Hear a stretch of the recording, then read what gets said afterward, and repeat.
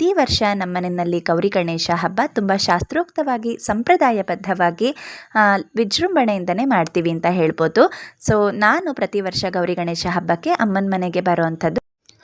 ಗೌರಮ್ಮನ ವಿಗ್ರಹದ ಜೊತೆಗೆ ಅರ್ಶನದ ಗೌರಮ್ಮನ ಮಾಡಿಟ್ಕೊಂಡು ಶಾಸ್ತ್ರೋಕ್ತವಾಗಿ ನಾವು ಅರ್ಶನದ ಗೌರಮ್ಮನಿಗೆನೇ ಪ್ರಾಣ ಪ್ರತಿಷ್ಠಾಪನೆ ಮಾಡಿ ಪೂಜೆನ ಮಾಡ್ಕೋತೀವಿ. ಅದಾದ್ಮೇಲೆ ಗೌರಮ್ಮಂಗೆ ಬಾಗ್ನ ಕೂಡ ಸಮರ್ಪಣೆ ಮಾಡ್ತೀವಿ. ಬೆಳಗ್ಗೆ ಪೂಜೆ ಸಾಂಗವಾಗಿ ಆದಮೇಲೆ ಸಂಜೆ ಗೌರಮ್ಮಂಗೆ ಮಡ್ಲು ತುಂಬೋ ಥರ ನಾವು ಗೌರಮ್ಮಂಗೆ ಸೋಬ್ಲಕ್ಕಿನ ಇಡ್ತೀವಿ.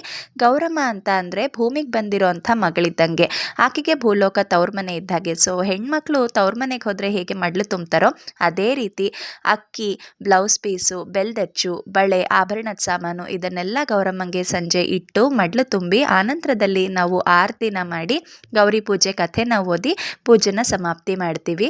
ಪೂಜೆ ಅಂತೂ ತುಂಬಾ ಚೆನ್ನಾಗಾಯಿತು. But part by part video ಮಾಡಿರಲಿಲ್ಲ, ಹಾಗಾಗಿ ಇದ್ದಷ್ಟು ಕ್ಲಿಪ್ಪಿಂಗ್ನ ಇವತ್ತು ಶೇರ್ ಮಾಡ್ಕೋತಾ ಇದ್ದೀನಿ. ವಿಡಿಯೋ ಇಷ್ಟ ಆದರೆ ಲೈಕ್, ಶೇರ್ ಆ್ಯಂಡ್ ಕಮೆಂಟ್ ಮಾಡೋದು ಮರಿಬೇಡಿ. Thank you for watching.